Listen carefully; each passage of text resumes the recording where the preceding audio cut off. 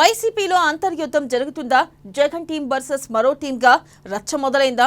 ఒకరిపై ఒకరు దుమ్మెత్తి పోసుకుంటున్నారా? పార్టీ వర్గాలుగా చీలుతుంటే జగన్ ఏం చేస్తున్నారు? గతంలో చక్రం తిప్పిన సజ్జల ఇప్పుడెందుకు సైలెంట్ గా ఉన్నారు? జగన్ గ్రూప్ ఎందుకు బహిరంగ విమర్శలకు దిగుతుంది? అసలు వైసీపీలో ఏం జరుగుతుంది? ఏం జరగబోతుంది?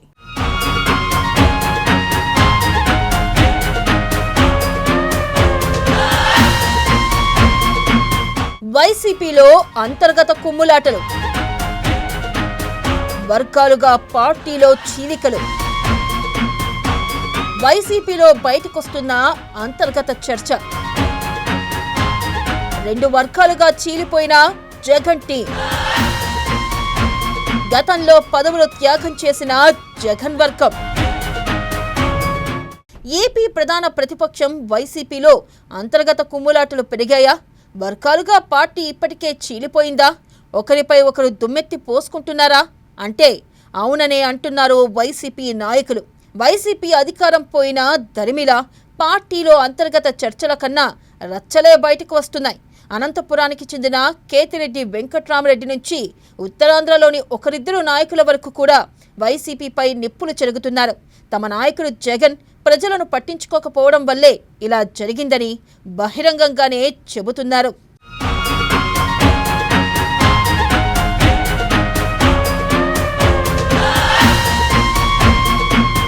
అయితే ఇది నిన్న మొన్నటి మాట.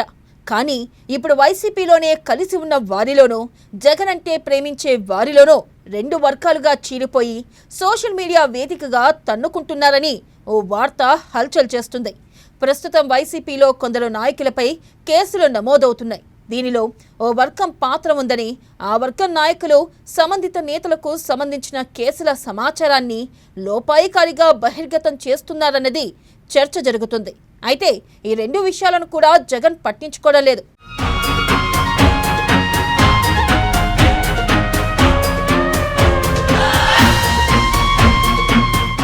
వైసీపీలో ఆది నుంచి ఉన్న నాయకులు జగన్ అంటే పడిచేస్తారు. వారు జగన్కు వీరాభిమానులు. ఆయన ఎంత చెబితే అంత. కూర్చోమంటే కూర్చుంటారు, నిలబడమంటే నిలబడతారు. వారంతా ఇప్పుడు జగన్ జట్టుగా మారిపోయారు. ఇక మధ్యలో పార్టీలోకి వచ్చి పెత్తనమంతా తన హస్తగతం చేసుకుని వైసీపీ హయాంలో అన్నీ తానేగా వ్యవహరించిన సజ్జల రామకృష్ణారెడ్డిని అభిమానించేవారు కొందరు ఉన్నారు. ఆయన పేరు చెప్పుకొని పదవులు, ఎమ్మెల్యే సీట్లు పొందిన వారు మరో వర్గంగా తయారయ్యారు. వారికి భిన్నంగా తటస్థంగా ఉన్న నాయకులు ఉన్నా వారు గ్రూపులు కట్టలేదు.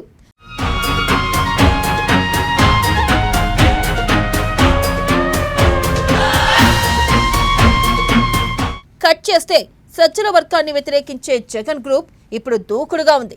సజ్జల అన్నీ తానే కొందరికి మంత్రి పదవులు ఇప్పించారు, మరికొందరికి ఎమ్మెల్యే సీట్లు కూడా ఇప్పించారు.